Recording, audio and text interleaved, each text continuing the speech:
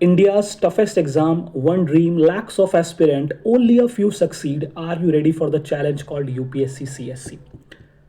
नमस्कार, मेरा नाम है Ayush Sharma and you are watching Social Science World. आज इस वीडियो में हम बात करने वाले इंडिया के मोस्ट प्रेस्टिजियस और टफेस्ट एग्जाम की, that is called UPSC civil service examination.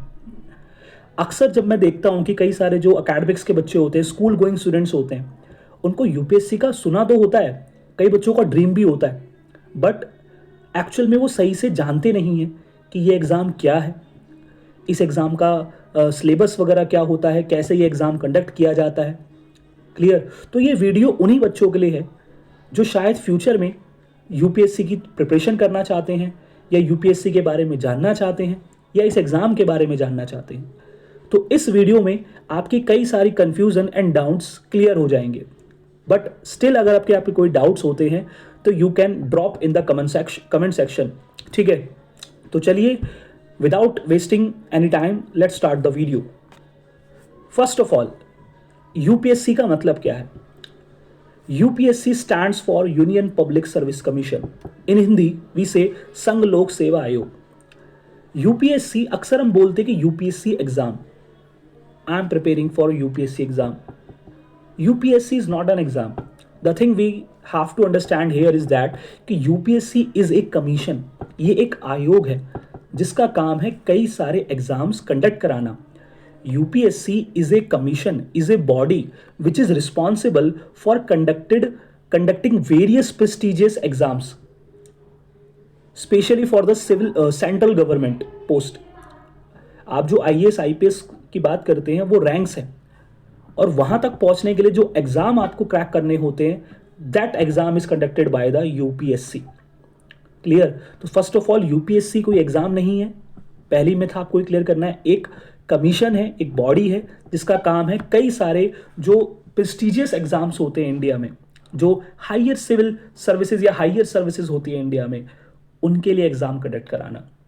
जैसे यूपीएससी कई सारे एग्जाम कंडक्ट कराती है, कुछ के एग्जाम्पल मैंने यहाँ पे लिखे हैं। जैसे सबसे पहला CSE सिविल सर्विस एग्जामिनेशन, जिसको हम IAS या IPS का एग्जाम भी बोलते हैं। दूसरा है CDS combined defence services, and the third one is national defence academy NDA। तो ऐसे ही बहुत सारे एग्जाम्स हैं which is conducted by the UPSC. Clear? तो आज हम जिस एग्जाम की इस वीडियो में बात करने वाले हैं वो है civil service examination CSC।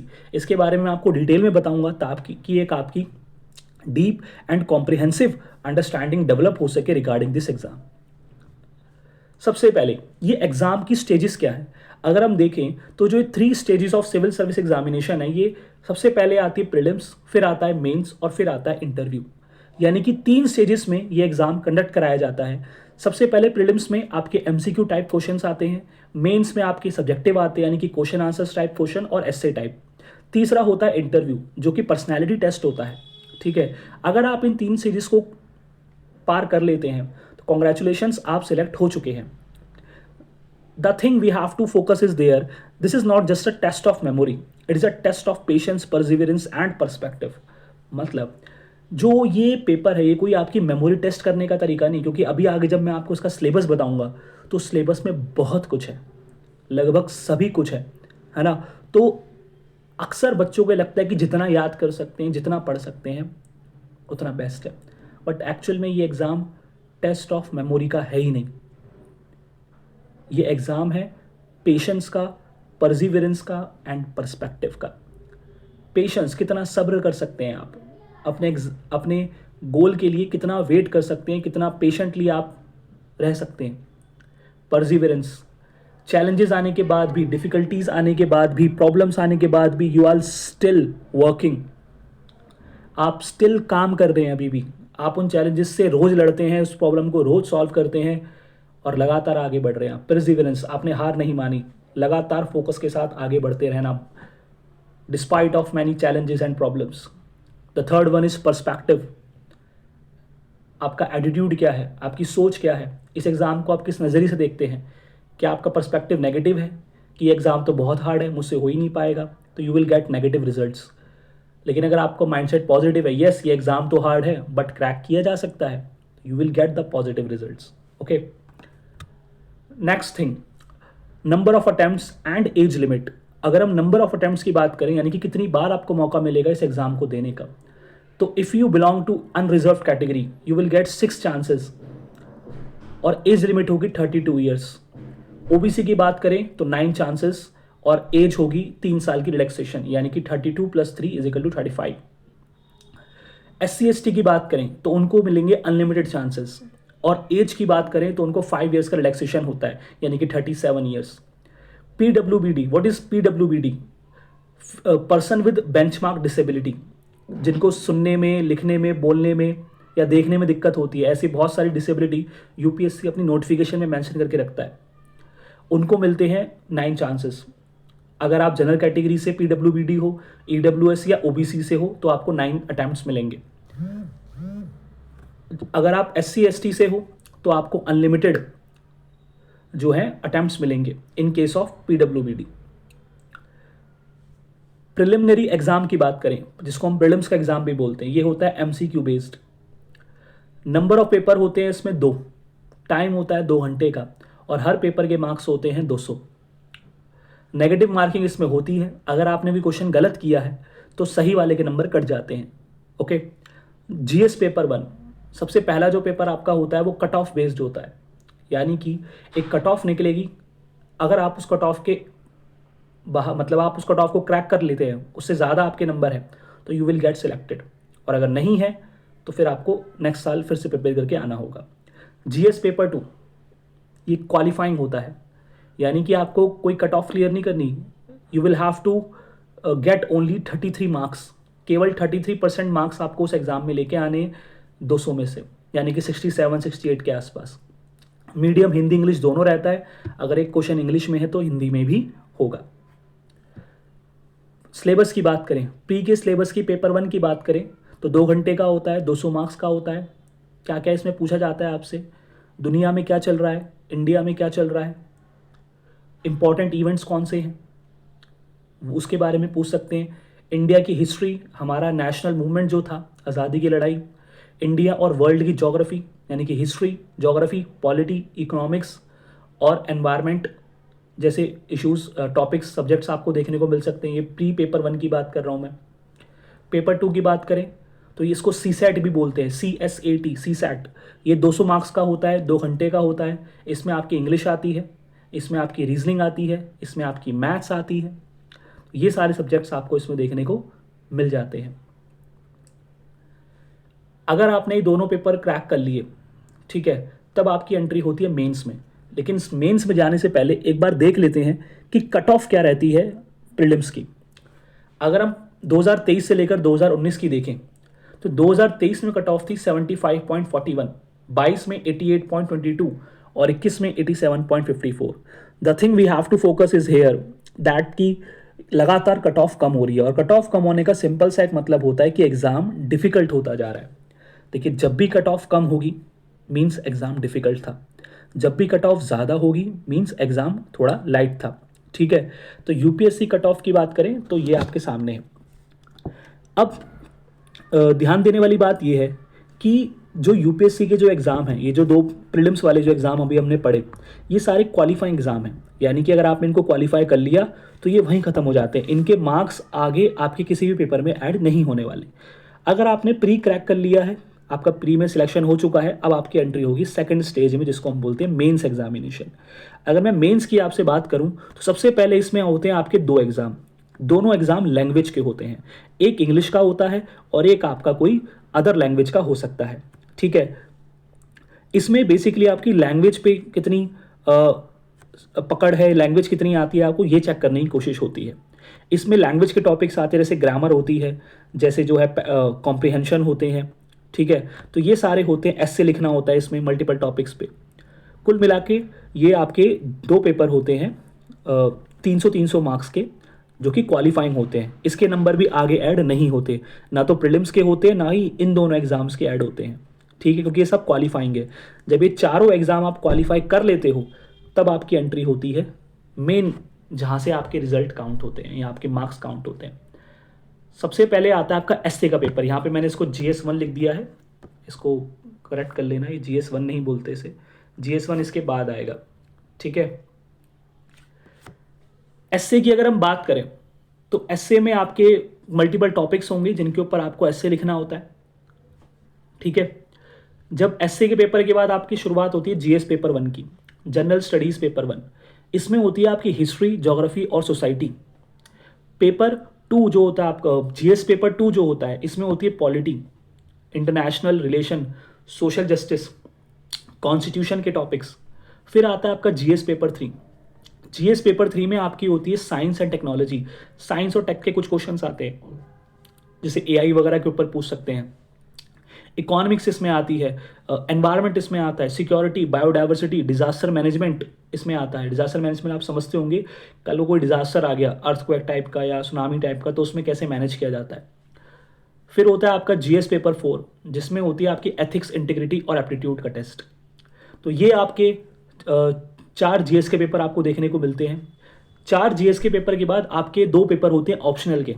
Optional का मतलब क्या होता है, जितने भी लोग यूपीएससी की प्रिपरेशन कर रहे हैं उन्हें अपना एक सब्जेक्ट चूज करना होता है ऑप्शनल के रूप में।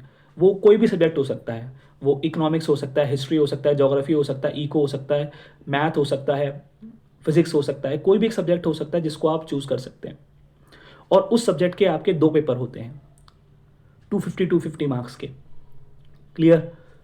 उसके बाद सब, अगर आपने ये चारों जीएस के पेपर और एसए वाला पेपर और 2 ऑप्शनल के पेपर, अगर आप इन्हें पास करके आगे बढ़ जाते हो तो लास्ट में होता है पर्सनैलिटी टेस्ट, जिसमें आपका इंटरव्यू होता है।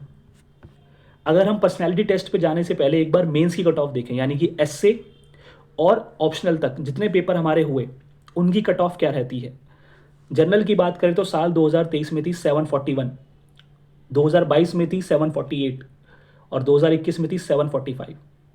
ओबीसी की देखें तो 712, 714 और 707। क्लियर। तो एक कट ऑफ देख के आप आइडिया लगा सकते हैं। अगर हम मार्क्स वाइज बात करें कौन सा पेपर कितने नंबर का होता है, सबसे पहले प्रीलिम्स के आपके 2 पेपर होते हैं, पेपर 1 पेपर 2, 200-200 नंबर के होते हैं। अगर आपने इसे क्रैक कर लिया, आप आगे बढ़ गए, तो ये एग्जाम के नंबर आगे ऐड नहीं होते, ये यहीं पे खत्म हो जाता है। फिर आता है मेंस। मेंस में आपके 2 पेपर होते हैं, सबसे पहले लैंग्वेज के। Clear.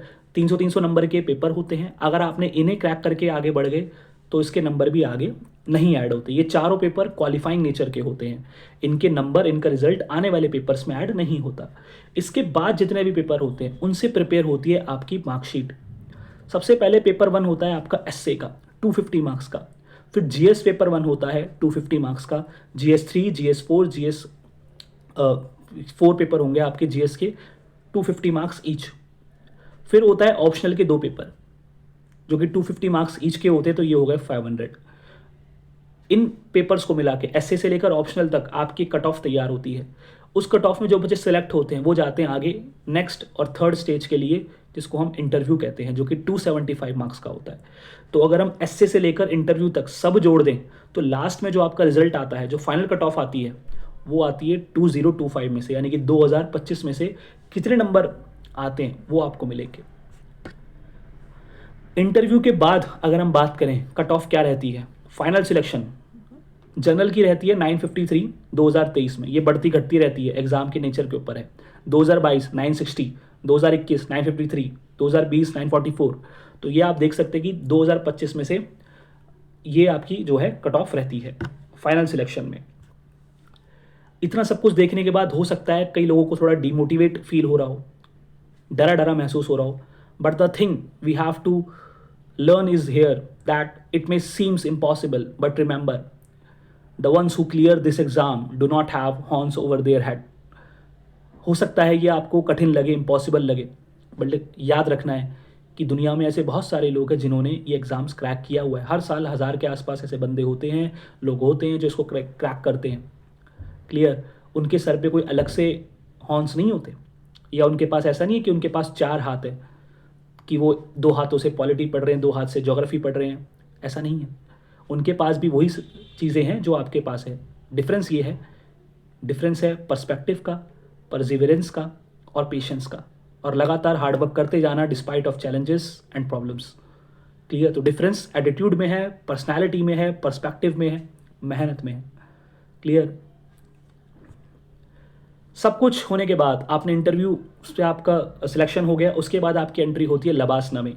Lal Bahadur Shastri national Lal Bahadur Shastri national academy of administration, ये आपकी लबासना है। यहाँ पे आपकी ट्रेनिंग होती है आईएएस ऑफिसर्स की, ठीक है। Functions of an IAS officer, congratulations, अगर आप आईएएस बन गए हैं तो आईएएस ऑफिसर के काम क्या होते हैं? अक्सर हम बस यही पढ़ते हैं यूट्यूब पे कि आईएएस बन गए, लबासना में एंट्री हो गई, फ़ोटो खिंच गई, बस ख़त्म। लेकिन एक आईएएस ऑफिसर के काम क्या होते हैं? क्या आपका इन कामों में इंटरेस्ट है, या आप केवल सोसाइटी के प्रेशर में आकर इस फील्ड में या इस करियर को आपने चूज़ कर लिया है? सबसे पहले अगर आप आईएएस बनते हैं तो आपका काम होगा पॉलिसी फॉर्मेशन एंड इम्प्लीमेंटेशन। हमारे देश में जितनी भी पॉलिसीज़ होती हैं, बेटी बचाओ बेटी पढ़ाओ, क्लियर, या अदर जो प्रॉब्लम्स हैं, या जो पॉलिसी सरकार लॉज लेकर आती है, वो सब कौन बनाता है, उनको इम्प्लीमेंट कौन करता है? IAS officers, clear. Public administration and governance, public के लिए काम करना, देश में गवर्नेंस को इम्प्रूव करना, सब काम इन्हीं का है। लॉ एंड ऑर्डर, जिस स्टेट में जिस डिस्ट्रिक्ट में ये हैं, जिस ज़िले के अंदर ये पॉइंट है, उस ज़िले में लॉ एंड ऑर्डर को देखना, सारा काम लॉ के अनुसार हो रहा है नहीं हो रहा, एवरीवन लॉ को फॉलो कर रहे हैं या नहीं कर रहे। पब्लिक वेलफेयर, जनता की भलाई के लिए काम करना। अगर आप आईपीएस ऑफिसर बनते हैं, इंडियन पुलिस सर्विस, तो आपका काम क्या है? देखिए, पुलिस का काम सबसे मेन होता है मेंटेन लॉ एंड ऑर्डर, कानून व्यवस्था को बनाए रखना। जो लोग कानून तोड़ रहे हैं उन्हें जेलों में डालना, और कानून को एक तरह से देश में कानून का राज हो, rule of law, ensuring public safety, जनता का ख्याल रखना। किसी भी खतरे से, कोई भी खतरा अगर जो पब्लिक सेफ्टी के लिए है, उसको न्यूट्रलाइज करना। प्रिवेंटिंग एंड इन्वेस्टिगेटिंग क्राइम्स, कोई क्राइम हुआ है, सबसे पहले तो कोशिश की जानी चाहिए कि क्राइम ना हो, प्रिवेंट करना क्राइम को, बट स्टिल अगर क्राइम हो गया है तो उसको इन्वेस्टिगेट करना, और जो दोषी हैं उनको जस्टिस तक लाना। Functions of an IFS officer, देखिए वैसे तो हमारे देश में 3 सर्विसेज हैं, All India Services, IAS, IPS, IFS. जो तीसरी वाली सर्विस है वो है इंडियन फॉरेस्ट सर्विस, जो ऑल इंडिया सर्विसेज में आती है। लेकिन यहाँ पे मैं बात करना चाह रहा हूँ आईएफएस, इंडियन फॉरेन सर्विस की, क्योंकि काफ़ी हद तक लोग आईएएस आईपीएस के बाद इसको चूज़ करते हैं। आईएफएस का मतलब क्या होता है? Indian foreign service. Indian foreign service नाम से पता लग रहा है कि आपकी मोस्ट ऑफ द टाइम जो अपॉइंटिंग रहेगी वो फॉरेन में रहेगी। Representing India in international forums, India के रिलेशन बाहर के देशों के साथ कैसे है? आप मिनिस्ट्री ऑफ एक्सटर्नल अफेयर्स में काम करेंगे, आपको बाहर भी जाना होगा। जो आप देखते हैं ना, एम्बेसडर्स होते हैं हमारे, हाई कमिश्नर्स होते हैं अदर कंट्रीज़ में, जो वो basically representing India in international forums, मतलब कि भारत का नेतृत्व करना, भारत का प्रतिनिधित्व करना, रिप्रेजेंट करना दुनिया के सामने। जितने भी यूएनओ हो गया या जो अदर इंस्टीट्यूशंस होते हैं, वर्ल्ड बैंक, डब्ल्यूटीओ, वहाँ पे इंडिया की बात को रखना। Providing consular services to Indian citizen abroad, जो भारतीय देश के बाहर रहते हैं उनको बहुत तरह की सर्विसेज चाहिए होती है, वीज़ा सर्विसेज चाहिए होती है या अदर सर्विसेज चाहिए होती है, वो प्रोवाइड करना। हमारी एम्बेसी होती है वहाँ पे, उसमें आपकी जो है अपॉइंटमेंट होती है और वहाँ पे आप ये काम करते हैं। फॉस्टरिंग बायलैटरल रिलेशंस, जिस देश में आपको अपॉइंट किया गया है, जिस देश में आपको एज एम्बेसडर भेजा गया है, आपकी ड्यूटी है कि उस देश के साथ भारत के संबंधों को बेहतर बनाना, रिलेशंस को इम्प्रूव करना। बायलैटरल होता है दो पक्षीय relation between 2 countries. Safeguarding India's national interest, भारत के राष्ट्रीय हित को सुरक्षित रखना। आज इंडिया का एक तरह से हमने ऑपरेशन सिंदूर किया अगेंस्ट पाकिस्तान, तो अदर कंट्रीज़ इसे किस तरीके से देखें? क्या कोई इसे अटैक देखे या इसे कोई सेल्फ डिफेंस के तरीके से देखे? ये पर्सपेक्टिव सेट करना ये आप ही का काम है। जिस देश में आप अपॉइंट है, वहाँ की गवर्नमेंट से, वहाँ के सीनियर ऑफिशियल से इंडिया के पर्सपेक्टिव को रखना, इंडिया के बात को सामने रखना, ताकि हमारा नेशनल इंटरेस्ट सिक्योर रहे। ये आपका काम है। और इन दी एंड मैं यही कहना चाहूँगा आपसे, if you have the dream to serve the nation, to bring real change and to wear the badge of responsibility, this is your path. अगर आप देश की सर्विस करना चाहते हैं, देश के लिए काम करना चाहते हैं, कई लोग कहेंगे देश के काम करने के लिए बहुत तरीके, yes you are right, but यहाँ पे आपके पास पावर होती है, पावर के साथ काम करना ज़्यादा आसान होता है। टू ब्रिंग रियल चेंज, अगर आप सही में कोई चेंज लाना चाहते हैं, या आप उन लोगों की तरह नहीं है कि नहीं मुझे बस सेल्फ सेंटर्ड अपने बारे में सोचना है, अपनी ग्रोथ के बारे में सोचना है, I don't care about the society, लेकिन अगर आप ये सोचते हैं कि मुझे सोसाइटी को भी आगे लेके जाना है, आपके अंदर रिस्पॉन्सिबिलिटी लेने का एटीट्यूड है, हिम्मत है, करेज है, तो this is your path. Start now, stay consistent and never give up because the nation is waiting for you. The last thing मैं आपसे बताना चाहूँगा कुछ सक्सेस स्टोरीज जिन्होंने बहुत एक तरह से एक इंस्पिरेशंस है हमारे लिए। कनिष्क कटारिया, ये अभी एक IAS ऑफिसर्स हैं, इनकी ऑल इंडिया रैंक आई थी अपने पहले अटेम्प्ट में। फर्स्ट टाइम इन्होंने UPSC एग्ज़ाम दिया and he got all India rank 1। Can you imagine, पहले अटेम्प्ट में सीधा ऑल इंडिया रैंक 1। अच्छी खासी जॉब थी इंडिया के बाहर, उसे छोड़कर आते हैं, डेली 14 से 15 घंटे पढ़ते हैं और he got all India rank 1। Really. शक्ति दुबे, मतलब शक्ति दुबे की तो कहानी ऐसी है कि अगर आप सुनेंगे तो अपने आप में एक मोटिवेशनल स्टोरी है। 5 बार UPSC के अटैम्प्ट्स दिए, 5 बार, 5 टाइम्स। उनमें से 4 बार इनका नहीं हुआ, मतलब फाइनल लिस्ट में इनका नाम नहीं आया। लेकिन 5th अटैम्प्ट में जो इस बार इन्होंने दिया है, सीधा all India rank 1। Can you imagine, this is called a comeback. ये होती है कमबैक। अगर कमबैक ऐसी नहीं है तो नहीं हो, क्लियर हो तो ऐसी हो, वरना ना हो कमबैक। 5 में से 4 बार एग्ज़ाम ये फाइनल कट ऑफ में नहीं आ पाए। कभी प्रीलिम्स निकला, कभी नहीं निकला, कभी मेंस में रह गए, कभी मेंस निकल गया तो इंटरव्यू में रह गए। लेकिन 5th अटैम्प्ट में इनकी परसिवरेंस देखिए, पेशेंस देखिए, पर्सपेक्टिव देखिए। 5th अटैम्प्ट में सीधा सिलेक्शन नहीं, सीधा all India rank 1। What A motivational story, what a comeback. तो आई होप आपको इस वीडियो में काफ़ी नॉलेज मिली होगी रिगार्डिंग दिस एग्ज़ाम। अगर आपको ये वीडियो पसंद आई है तो इस वीडियो को लाइक करें, शेयर करें, कमेंट करें, और अगर कोई डाउट्स हैं तो उसको कमेंट सेक्शन में ड्रॉप करें। ठीक है, अगली वीडियो तक के लिए नमस्कार।